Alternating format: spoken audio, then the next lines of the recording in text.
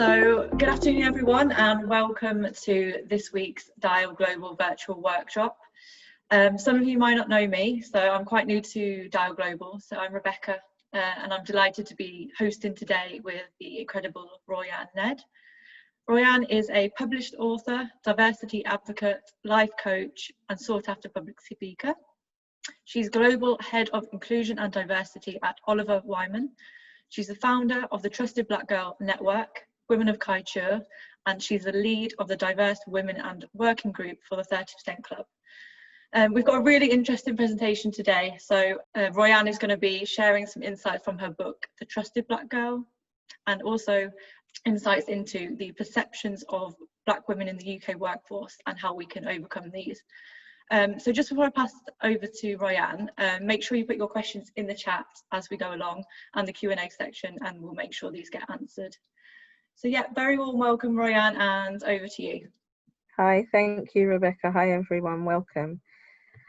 So some of you might be wondering about this whole Trusted Black Girl thing. So who is the Trusted Black Girl? So this is a phrase that I came up with on a podcast interview that I did a few years ago, and the conversation was really around my experience of working in central government as a Black woman, and the fact that a few people had said things to me like, we forget you're a Black woman, and I wondered how they could forget that, because I've always been very clear about my identity. The work I do working in diversity and inclusion for a big part of my career has meant that I've had to talk about my identity as part of my work quite often. So I always wondered what they meant. And as I started to ponder this and unpack this, what people often mean is that they forget that I'm Black, is what they mean is that I speak very well. I don't have a discernible accent. I talk about race, ethnicity, diversity and inclusion quite passionately, but yet very objectively. So and I also joke that working in British government, I wore a lot of suits from Next, which was practically the uniform for women in government at one point, Next and Hobbs. So I think it's because I really fit in to the system that I was working in, and that's how I became the Trusted Black Girl. And it kind of spawned then, I remember being interviewed and by Dr. Jonathan Ashong Lamptey, and he said to me after the podcast, he said, you must absolutely think about how you're going to use the phrase the Trusted Black Girl. It's such a great phrase. And I'd been toying with the idea of writing a book about Black women in the workplace, and it seemed like a good kind of mix to think about calling the book The Trusted Black Girl. So the name of the book that I wrote and launched in October 2018 is The Trusted Black Girl, and really looks at the challenges that Black women face in the UK workplace. And thinking quite deeply at the time, I'd been thinking about what the angle could be of writing a book about Black women at work. I wondered whether it should be kind of fictional account of real issues, or and who the audience should be. So interestingly, at first I thought the audience would be Black women, and then it became very clear the more I worked on the book and spoke to people that actually by speaking to Black women it would become an echo chamber, and actually the book is more useful for leaders, HR practitioners and diversity and inclusion experts as well. So that shifted the book somewhat, and then what came out of that was the need to have a space, and so you'll also hear about the Trusted Black Girl Network as well. So that just gives some framing around the Trusted Black Girl and who I am. So the book itself, what it did was I spoke to a number of Black women and started thinking about how do we tell our story to a greater audience. And what became clear was this whole notion that Black women are stereotyped in different ways. And so there are lots of misconceptions that go with the stereotypes as well. So that then led me to the creation of a number of personas or identities. So the Trusted Black Girl, which is the signature persona the book's named after, and as I've explained, someone who's seen as trusted in the organization, who is well respected and well liked in the organization. The interesting thing is there often isn't space for more than one trusted Black girl. So many organizations, you won't find many Black women in top positions, and it will be just a few or potentially just one. And this was borne out in my conversations with Black women as well. A lot of them, when we started to dig deeper, could actually, it resonated with them that maybe they were the trusted Black girl and a friend or a colleague had ended up leaving because she couldn't progress to the same level as them, because there seemed to be a ceiling in place for that person to progress. And I mean, it's a broader issue than just Black women. And I do hasten to add that some of the things I will talk about today aren't just about Black women. You may recognize them as a woman from a different cultural background. You may recognize them as a Black man. But what I did was really stuck to the adage of write about what you know, and I know about being a Black woman. So the really interesting thing was even hearing examples of people being in rooms and hearing that they weren't going to take on another Black woman or another Black person because we've already got one of those. So those are comments that are still happening now, and really supported this notion that you often can't have more than one.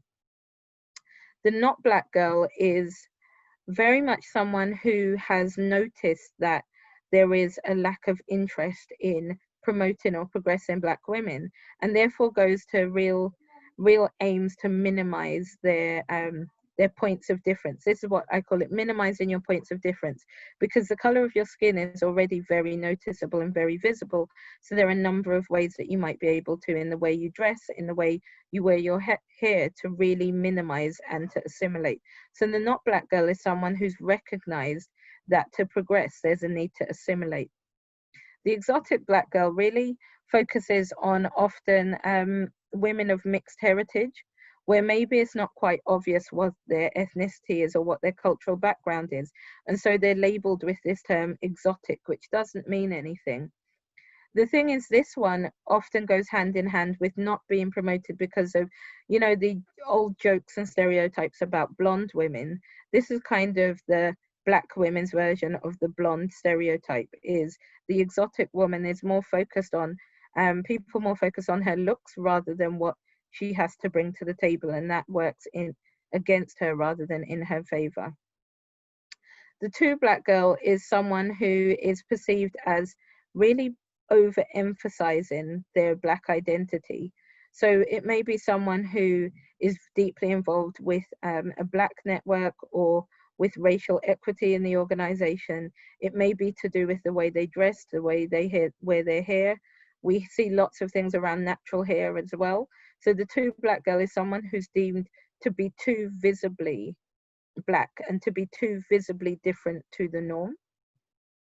The workaholic Black girl is really interesting because this is, from a research perspective, a lot of women, irrespective of culture, think that if they work hard, someone will recognize them for their hard work.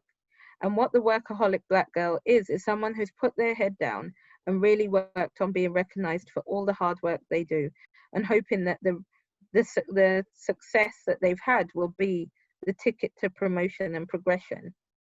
In many cases, the women I spoke to, this wasn't the case.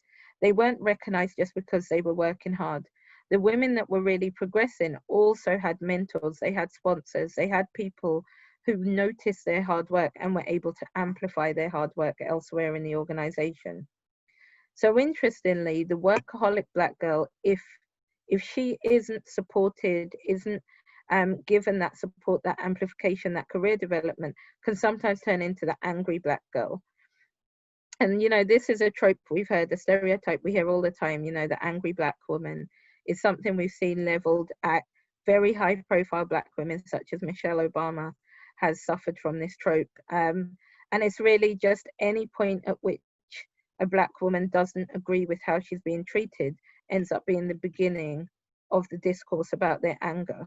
But sometimes that anger is well placed, and that can sometimes be a kind of natural step from being the workaholic Black girl, is after a while actually seeing other people be promoted and being recognized, sometimes for your work or sometimes just completely separately, can lead to disillusionment and anger. But that can only last so long, and that then leads us to the tired Black girl persona. So many of us would have seen this woman who's now checked out from the surroundings, who no longer works as hard. she does just the bare minimum to meet the requirements of her job, but really stops that discretionary effort and uses that discretionary effort to often do amazing things outside of the workplace. This is that person that doesn't socialize anymore. The trust has gone with the organization, but yet is often doing voluntary work, establishing their own networks, establishing ways to progress their community or progress themselves. Just now they're doing that outside. And this is a huge loss for organizations when they push someone to become the tired Black girl. The question mark Black girl is really challenging the perceptions around Black identity and queer identities, and really thinking about the fact that cognitive dissonance and stereotyping means that many people just don't quite understand the fact that you have Black women who also belong to the LGBTQ community. And I think that's so interesting, and it was something that I wanted to share in the book as well, to start people understanding that all women have multiple identities. Black women aren't just one homogenous group. We inhabit different identities. And so I thought this was an important addition to the book as well. But finally, when you think about it, all anyone wants to be is successful in their career. All of these personas are really striving to be successful women. And indeed, on some level, some people are just striving to be successful without even a label about whether or not they're a woman or not. So it was also important for me to highlight a case study of a successful woman, a woman who had got to the top of the game, who was well respected, and for her to talk about her journey as well. So those are the personas that we go through in the Trusted Black Girl book, as well as having a number of case studies around Black women in society as well. So that was the start of the journey for me, really starting to record my interest around Black women in the workplace. Not sure if we've got any questions at this point. So I've had one that come through to me. So it's more around when to start the education and to sort of just try and sort of stop these negative biases or misconceptions. So I've had a message asking, so do you think that the education should start earlier to try and reduce these misconceptions and biases? So for example, going into schools in hope of improving this for future generations in the workplace. Is that something that you think? Yeah, so there's a whole piece we need to do around education. I get challenged sometimes about whether even talking about the stereotypes and these personas ends up being more negative because you highlight them and then actually drive the bias deeper. I do believe from an educational perspective, the first thing we could all do better is to empower all of our children to be who they are and try to be unencumbered by labels. And to do that, we have to have a much more balanced curriculum, a curriculum that empowers all different backgrounds rather than really talks about, you know, things like colonialism, where immediately we minimize Black children's role in society to just being slaves, whereas actually there were Black empires, Black kings and queens. So I think the first step is really equalizing the conversations that we have with children and the access to information to take a more global perspective rather than taking this very myopic view. And that then creates a foundation to build upon how we then debunk myths and stereotypes. I completely agree, because I think at school, when you learn about history, it's very whitewashed, isn't it? You don't learn the true history. So I think that's would be a good place to start, definitely. We've had another question from Jennifer, who said, why did you pick the terminology girl as opposed to woman? So I guess because on some level, even the ability to be seen as a woman has been challenging. In the work I do, I talk to, for instance, a lot of women's networks, and people often don't understand and see Black women as women yet. So I feel like the persona girl, using the term girl, is actually to even highlight that we're often not even seen as women. I've had someone say to me, Roianne, if you were a woman, what do you think you'd make of this message? So again, there's a complete lack of real understanding and positioning of Black women that is minimized, that we're often called you know, black girls. You'll hear the phrase black girls quite a lot. It's only in recent times, I'd say, that you hear the term woman a lot. And maybe there was a little bit of, as well, my own deep-seated bias, because when I was a little girl, I thought that woman was a dirty word. And so I only used the term lady. And I definitely wasn't going to talk about black ladies in the book. So maybe there's a little bit of that that still sits in my subconscious as well. Great, thanks, Roianne. I think we can carry on for a bit, and then we can take some more in a second. No problem. So when I was talking to a range of women, and what was interesting is also talking to women who weren't black women as well, about their experiences of working with black women and their views of black women, a few other issues came up. So it became clear that organizations and leaders are really ill-equipped to support and encourage black women. So, you know, the throwaway comments like, if you were a woman, what would you do? Women's networks that I've spoken to over the years, and I've been doing this for 20 years now, I'd say, tell me about the work you do around women of color, around LGBTQ women, for instance. And often women's networks would say, well, there's a multicultural network for that, and there's an LGBTQ network for that. So I've always found it really interesting that organizations just aren't equipped to deal with multiple dimensions. But equally, the thing I learned even through writing the book was there's a huge risk that we only have this conversation with black women, and black women around the table aren't the decision makers. They aren't the influencers necessarily. So there was a real need to bring other voices to this topic and to encourage and hear other voices. And at the book launch, a number of my white friends, white female friends, said to me, Roianne, I was so fascinated. I had questions, or I had examples, observations I'd made, but I wasn't sure whether this was a space that was for me, and whether my view was permitted, whether it would be welcomed, or is that an example of kind of white centering? So I then became clear that there was this need to bring other voices to the table in an equalized way to really push the education and influence. And also, as I talked to these women, they told me that many of them had never shared their stories, their challenges with anyone except people in their personal network. So there was still this propensity for black women still network largely based on their personal relationships and interactions, which from a career development perspective is immediately holding them back as well. And a lot of those women felt as if something was wrong with them.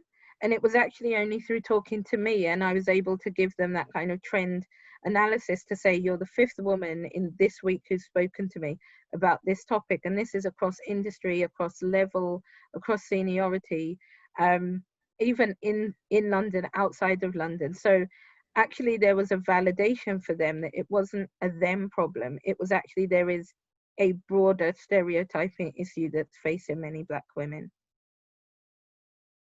Right. So that whole concept, what that led to then was, after the book launch, I was conflicted about what happens next. How can the conversation continue in a way that doesn't squeeze out other things that are already going on? And so I thought really long and hard about what needed to happen next. And I came up with the idea of having the Trusted Black Girl Network, that pre-COVID was very much a space where we convened around food. So core value for me is culturally, you know, sharing food, breaking bread together is very meaningful, to share a meal with someone. And so I wanted to create that same feeling, that same comfort and welcoming approach. So I started the Trusted Black Girl Network and Breakfast Club, which meant every quarter we would meet and have breakfast together, and people would just come together and we'd have topics where we talk about an issue, and then we would invite different people. So it was that whole convening different voices and welcoming them to the table, and always encouraging every voice to have a place there. And what that enabled us to do is to address challenges head on. So one of the questions we talked about is, why are men so reticent to have conversations with women about gender equality? How do we really take men on this journey? Because broadening the conversation out, again, just lots of women in a room is still an echo chamber. We know that leadership teams are still predominantly male. So how do we take men on the journey. So last June we had a session called the breakfast was phrased "Bring a man if you can," and we encouraged everyone to bring a male colleague, to bring their partner, to bring a man to be part of the conversation. And that was really interesting, hearing about how we could influence them. What did we need to do, and around equipping men to have more of a conversation that was, by knowing the experiences that Black women were having, they could then be stronger advocates and allies in the rooms and in the spaces where decisions are made, where often there aren't any women, and definitely aren't any Black women, to talk about how that might impact the group. We also provide support and advice. So anyone that comes to the breakfast and who is being challenged by an issue, so it could be a leader who is working with a Black woman and trying to think of ways to unlock her potential and wants some advice. It could be a Black woman who is struggling with a work-related challenge. Every breakfast is a very safe space, as well as being an open space to put an issue on the table and kind of get group coaching around the topic, which is something we've done. And then finally, back to that networking point, is that there are tangible networking benefits that you have when you come to a Trusted Black Girl event, and people have made business connections out of that, but it's not something that's pushed. So it's not somewhere where you come and talk about business. It genuinely is about people connecting and talking about issues. And one of the byproducts that I've found and been given feedback on is that people have been able to have networking opportunities as well. Roianne, I'm just going to cut in there. So got a couple through to me about the ERGs. So in terms of engagement, have you seen sort of an uprising in this since the George Floyd incident? Because I know there's been a lot, people have seemed to have sort of woken up to the issues that have obviously been happening for years and years, but they're just suddenly now waking up to it. Have you seen like a spike in the amount of people interested in the breakfast group, or is it sort of the same sort of people that you've seen interested and engaged in it? So it's people, I think, are doing a lot of education privately. So we haven't had a breakfast for a few months now because of COVID, and I've been thinking of how to do this in a way that's safe, but how we can restart the process. What I have seen is more uptake of conversations for ethnic minority ERGs and multicultural ERGs. I've seen a lot of ERGs reaching out to me to have conversations and telling me that people are reaching out to them and trying to build their communications out a bit more and bring external voices. So that's definitely gone up. What is really interesting though is that I still deal with women's networks, you know, friends, colleagues who say to me, we still don't know what to say. So from a women's network perspective, they don't really know where their place is in terms of, you know, do they make a statement about George Floyd? Do they leave that to the multicultural network or not? So there's still a reticence and still a kind of less lean on our trusted advisors for advice. I think we've still got a lot of work to really empower people to make those decisions. Great. So so then I wanted to delve even deeper into this issue because and I wanted to do some research. So I started thinking about how I could do some research, and I kicked off a research project. And some of the themes that were kind of swirling in my head was the whole concept of intersectionality from a Black female perspective. Also vulnerability and authenticity. How do people show up authentically? And then doing my master's is really thinking about how leadership theory might be an opportunity or a threat to Black women, and how do Black women show up as leaders, and is leadership theory even still relevant if it's not built on a more inclusive base? Hearing a lot around the imposter syndrome, having been through imposter syndrome myself, was really curious to see what that means for Black women. And then this whole concept of onlyness, really, the more senior you get, the more you delve into leadership levels, the more likely you are to be the only Black woman in a space. So I wanted to dig a bit deeper. So I kicked off some research, and the exam question as such was, what factors contribute to the likelihood of Black women displaying vulnerability at work? Two big inspirations for this are looking at articles about authenticity and vulnerability, and lots of them suggesting that that's a good thing. You know, vulnerable leaders build connection, so you should be vulnerable. But then there's a really great article by Herminia Ibarra in Harvard Business Review from years ago called The Authenticity Paradox, and it actually started to delve into whether or not this is a good idea or not for people who are, especially from minority groups. Being vulnerable isn't always the best way to build leadership and followership. So I started to think, what would that mean for Black women at work? And so this is what I did.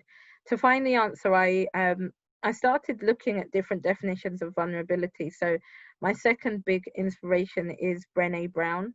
Really impressed by her work, have really enjoyed reading her books, listening to her podcast, but I was always exercised by the fact that there didn't seem to be a real clear answer about women of color and how her work around vulnerability and authenticity and kind of daring bravely and daring greatly would impact for a woman of color. It wasn't clear to me. So I started playing with definitions of vulnerability and testing them with the people that I did research with, and just testing them with my lecturer and working towards having a shared understanding.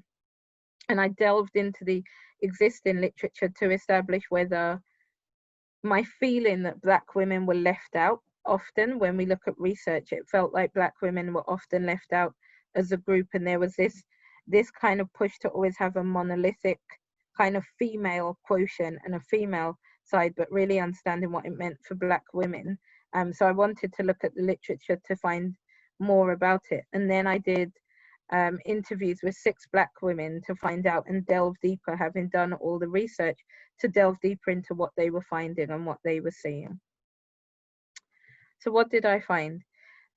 So from an existing literature perspective, I found that women generally are treated more harshly, but it wasn't clear whether that was Black women as well or just all women. So when we do something wrong, quote unquote wrong, in a corporate environment, we're more likely to be treated harshly. It's more likely to live with us for a longer period in terms of people remembering that misstep. And it's more likely then to feed biases about our future performance. From a Black female perspective, it's clear that when Black women are working in teams, actually they're less likely to show vulnerability because their work is entwined with that of others. So trying to understand why a team should almost be the place where you feel safest, yet that's the place where Black women felt less likely to show vulnerability. Confirmation that, as I thought, and many of you will probably think, Black leaders do experience negative biases around what they can do, their abilities, kind of their trajectory as well. And sometimes this is compounded by the role they play. So I was fascinated that if you're a woman in healthcare, so nursing, for instance, you being the head of a ward is completely acceptable. There's no penalty for that. But if you're then trying to go into a very male-dominated space, actually there's a penalty and lots of negative biases that underpin whether or not you'll be successful because you're in a place where you're deemed to not belong. And that works actually both ways. So men as well don't necessarily do well in healthcare settings unless it's in the administrative side, because it's deemed as a space that is really a female space in things like nursing and midwifery.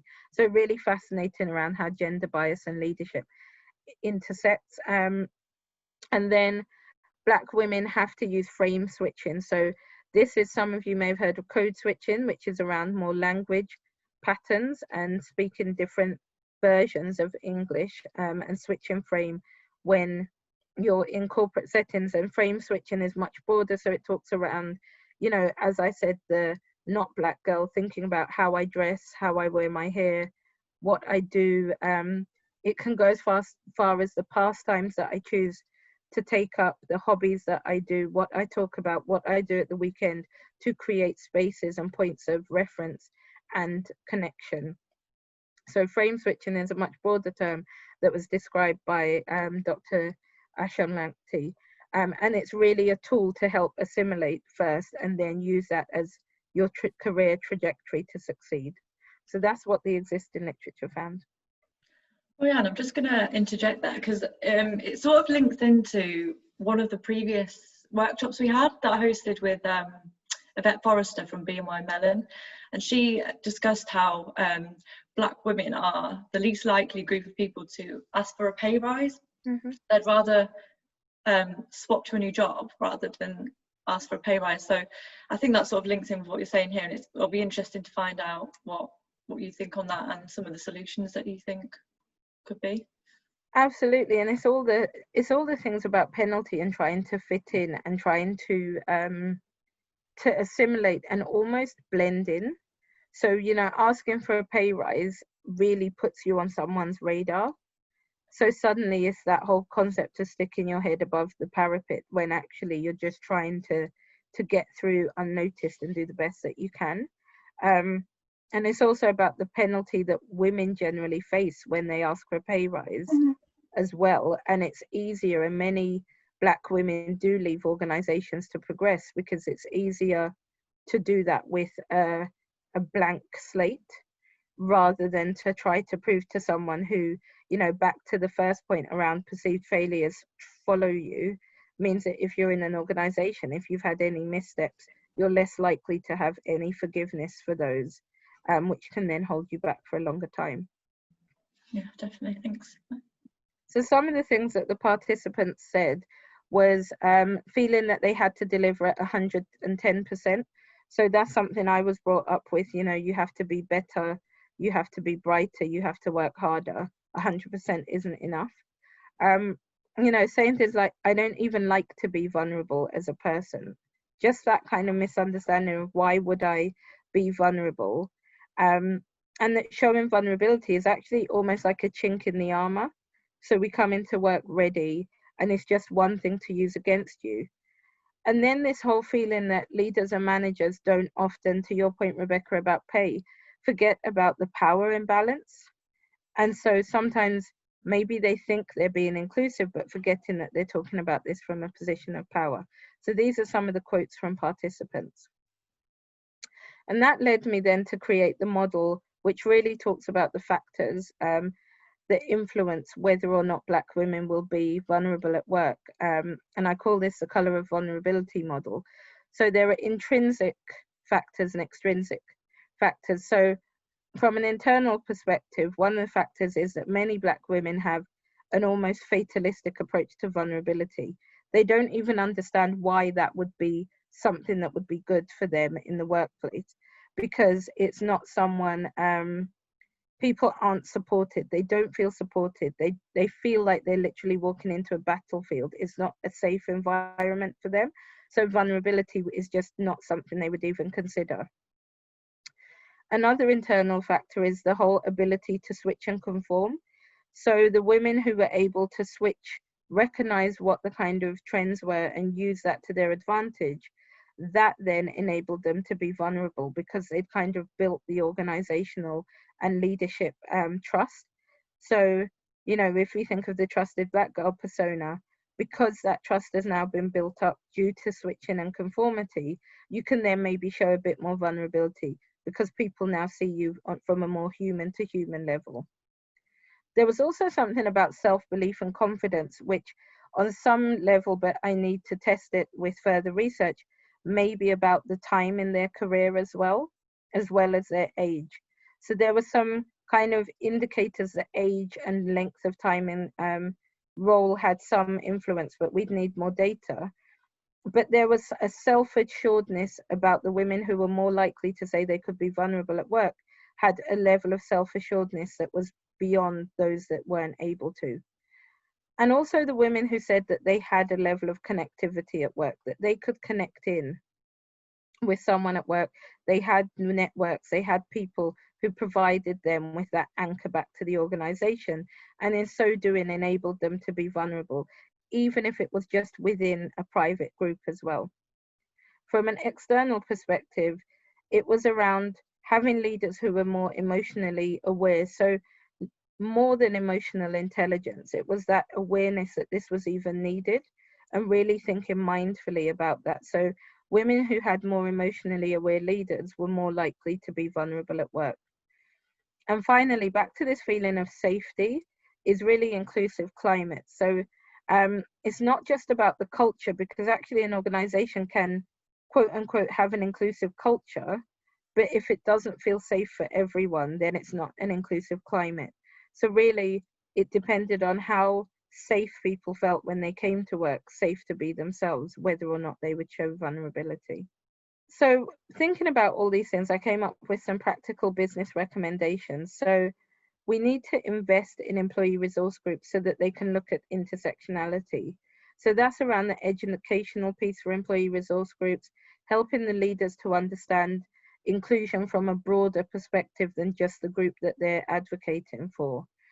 And also equipping them to really use different tools, use things like technology, have time investment so they can really educate themselves as well. It's also about reviewing and updating feedback and engagement tools. So many organizations don't really have a live feedback loop. So even if you have a challenge or you're having a negative experience, it's not always that easy to tell someone. And sometimes there's such low level behavior that it seems like too much to have to email a leader about it, but yet still it has an impact, and it has a cumulative impact. So really thinking about how you can use technology so people can engage on a more real-time basis rather than having to wait for an annual survey when so much data gets lost. It's also about induction processes. So one of the intrinsic factors is around connectivity, and how connected does the woman feel to the organization. So lots of research suggests it's in the induction process that that feeling of connection really begins, and you can either embed it further or you lose it. So making sure that your induction process is as strong as it can be to help people to embed in and really understand their place within your organization. And then thinking about how leadership development activities really enable Black women to be part of those conversations. So again, lots of leadership development programs don't mindfully think of the makeup of the attendees or participants.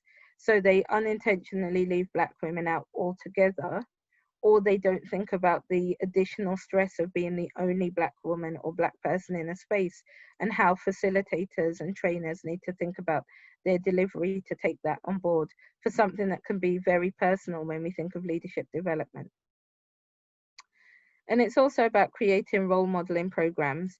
So some people really believe if I can see it, I can be it. And so we have to think about how we create role modeling programs that help the next generation of young Black women to see people who look like them in roles. People who help them do things like calibrate how to dress when they start a new job, how to have their hair, knowing kind of who to talk to if something's going wrong, having people to bounce ideas off, but they don't always have to constantly explain their cultural background to. So those are some of the practical business recommendations. So what's next for me? So I've recently started Sarantora, which is a networking group exclusively for professional Black women. So right now you can find the group on LinkedIn, because there seemed to still be a need for people to have a safe space. So open spaces is where everyone comes together. Safe spaces are very much for me where we take one group. So Sarantora's next steps is building that out. I've got a few book projects in mind, so thinking about how to broaden the color of vulnerability, how to kind of talk about the building blocks of diversity and inclusion, and also thinking about, I've got a book project I'm working on called The Black Box UK, so talking about experiences of Black people in the UK workplace, and also just uncovering the whole conversation around the whole concept of Black as well as an identity. And then more research, so really thinking of building on this research. So there were some things that came up around cultural differences for Black women, because within the group we had people of African heritage, we had people of Caribbean heritage, we had African American. So thinking about whether there's more research needed to see if even the cultural elements have a different impact on the relationship with vulnerability. as well as looking at things like age, tenure, and industry. So thinking about how we can collect more data to have a broader data set to really find out what drives Black women and vulnerability at work. So any questions? Thanks so much, Roianne. We've got a couple through, first of all, just on the topic of ERGs. So someone's anonymously sent in a question which says, so whilst I agree that the Breakfast Club are invaluable to driving change, do you think there is too much pressure on certain individuals, such as women or ethnic minorities, to run these, and as a way of educating others? And how do you get the balance right in terms of not being overloaded or overwhelmed with the pressure of this? So I think it's impossible for anyone else to educate. So no one else can educate people about the experience of a Black woman. A Black woman, for instance, has to take that role to educate. It's just impossible to exchange the information. From how do you not get overwhelmed? It's really about an individual choice. And this is about individual empowerment and understanding why you exist on this earth. So for me, the work I do around diversity inclusion is my full-time job, but it's also my passion and my purpose. And that's a choice I've made. So, but that's not everyone's choice, and that's okay. And I think that's really the rub, is whether people are doing this because they want to, or because someone else, for instance, in an organization, is pressuring them and keeps asking the question, what do you think? What do you think? What do you think? Just because they happen to be a Black woman.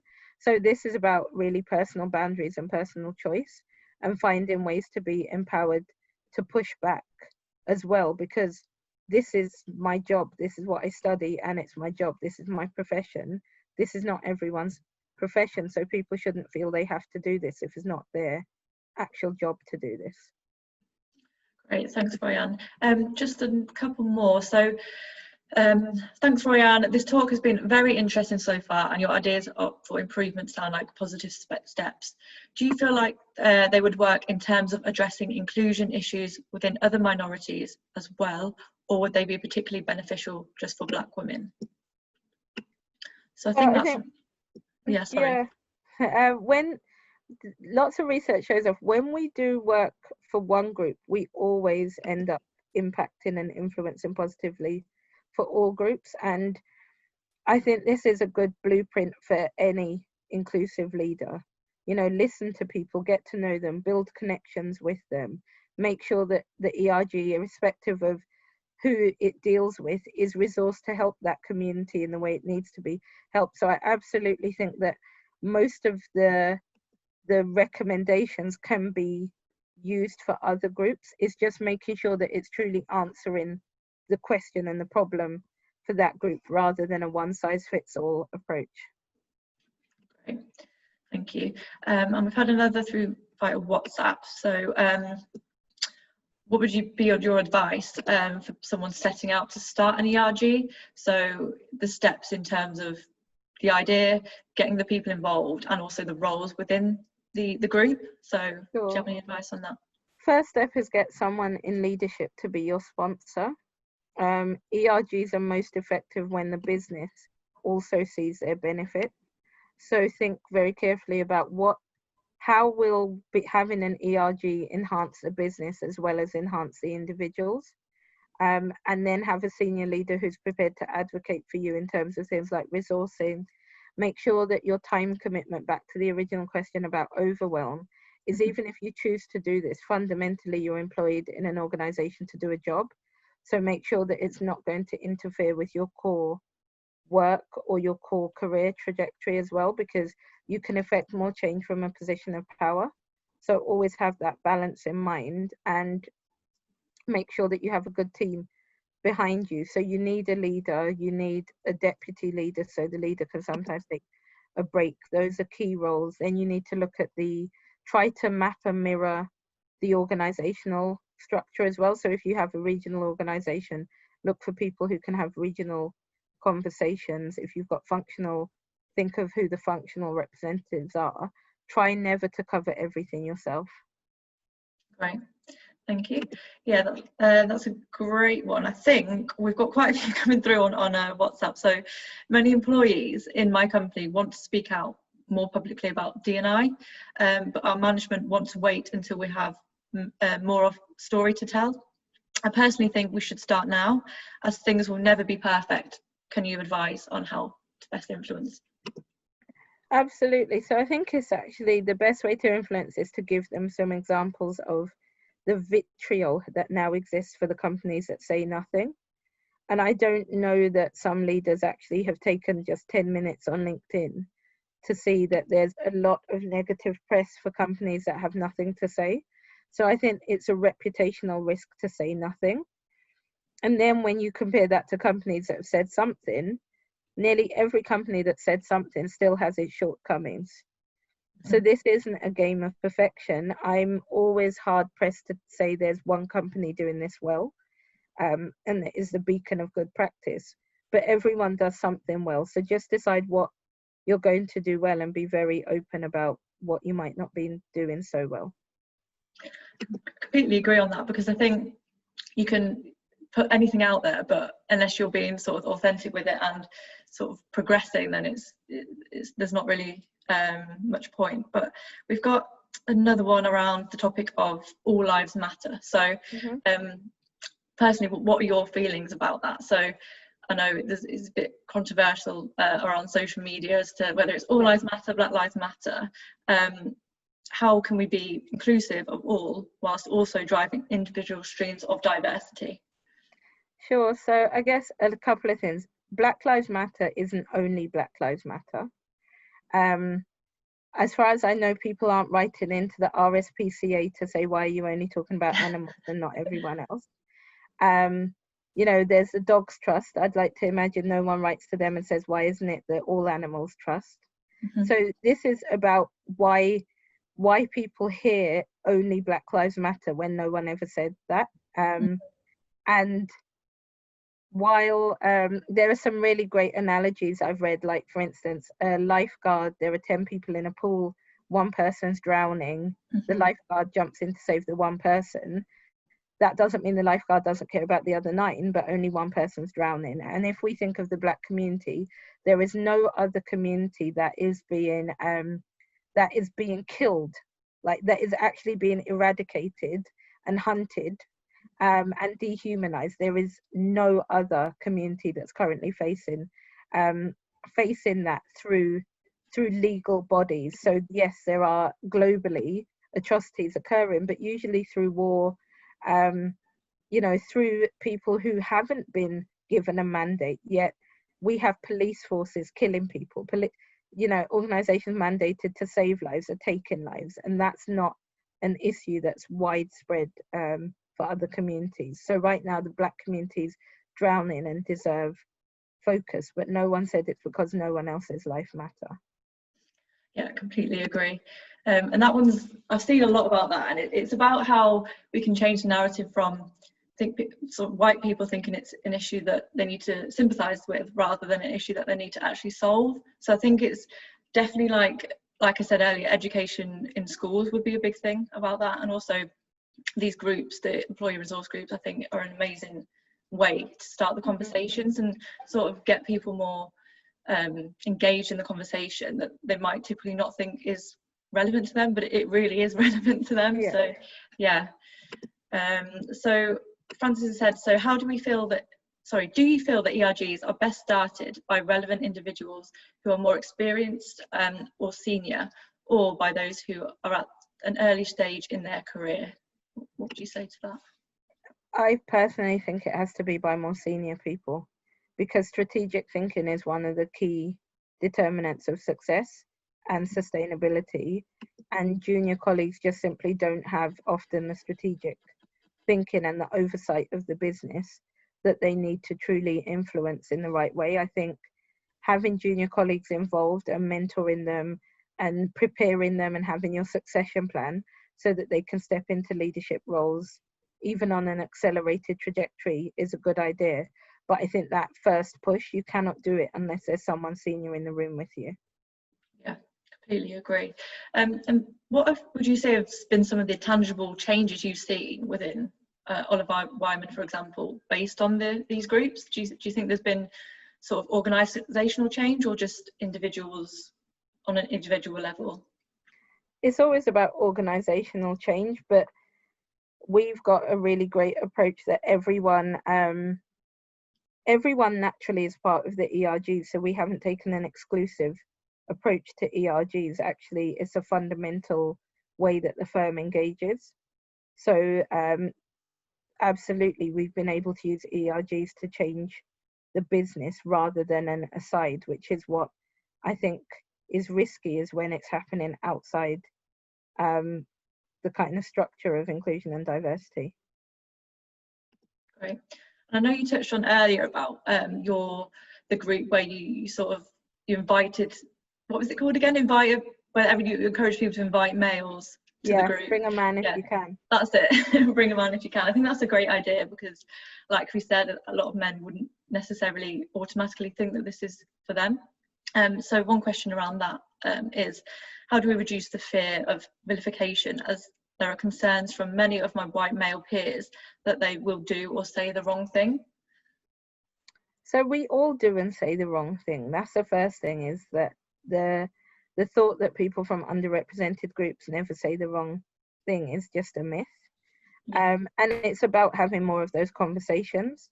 So it's about being mindful and reaching out to people, because, you know, I have to recognize that if someone's looking on Eventbrite and sees the Trusted Black Girl Network, it doesn't really scream to a white man, please attend this event. So it's even being mindful about how you look at topics, who your speakers are, how do you actively articulate that you want everyone to join, that everyone's voice is going to be heard, because that's the difference, is that I articulate that everyone's voice has a place here. Yeah, brilliant. And in terms of engaging allies, do you have any advice on that? Because I know it can be quite difficult especially if you're first starting up an employee resource group. Where do you even start with engaging sort of people that you wouldn't usually join? So talk to your friends, because in any organization, all of us have friends. We've got people we talk to, colleagues that we've built relationship up with, who are outside of necessarily the group that we have as our identity group. So it's about talking to your friends and bringing them in, asking them what would make you come to the event. So it's all about, funny enough, literally building a network is about using your network.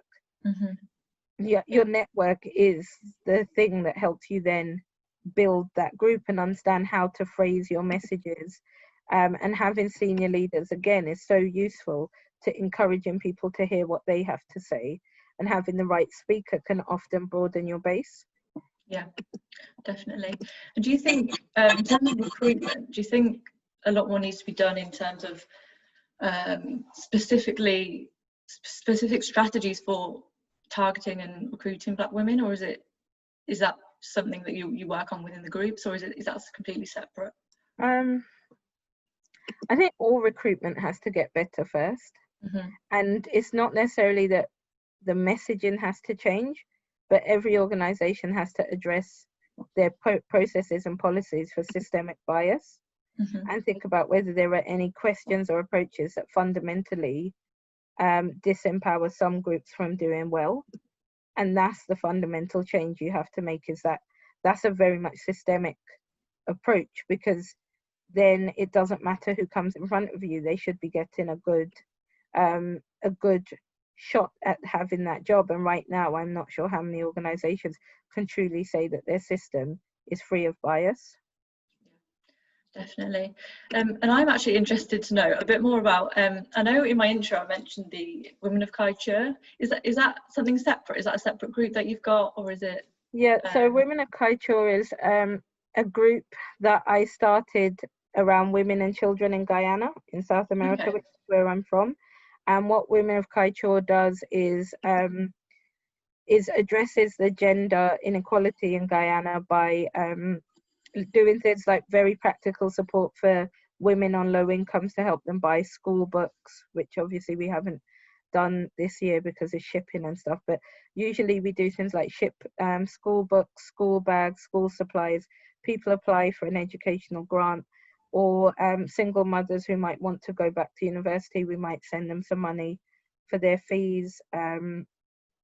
Addressing at Christmas, we look at, you know, kind of families, lone single mother families, and we do focus more on women or families which have low income, and we would send money for them to have a Christmas hamper which would have like all the things you would need for a good Christmas dinner, and then we would send Christmas gifts as well to Guyana. So again, people apply or are nominated, so we get to know like the names of children, their ages, their gender, and where we can, we actually send them a gift from Santa as well.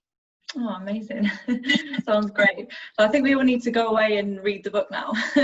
So yeah, I think with the tools that you've mentioned, would it be possible for us to share those with the group afterwards? So any links that you might have Sure. to any of your projects that you're doing, or some stuff. any of the groups. But yeah, just to round up, because I know we're coming up to 4:30. If anyone does have any other questions, feel free to still send them in to me, and I'll pass them on and make sure they get answered. But yeah, thank you so much, Roianne. It's been such an amazing presentation on such a topic that is hugely important at the moment.